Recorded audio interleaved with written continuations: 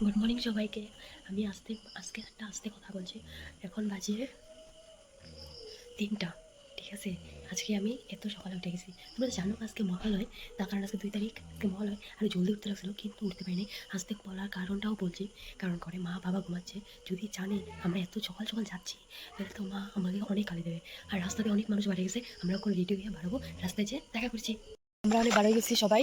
ওই দেখো আমার অনু, ওই যে একজন কাকা এসে আমাকে নিতি, কারণ অনেক রাত এসে তো তাই একা যেতে পারবো না, তো এখন আরো লোকের লোকে যাচ্ছি, অনেক যে দেখা হচ্ছে। আমরা সবাই বাড়ি গেছি, যে আমার কাকা এসে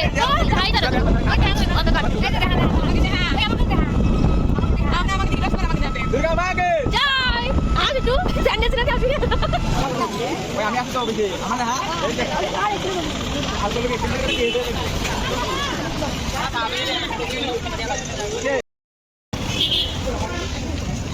ওই ওভারব্রিজ ভরে গেছে নাকি রে?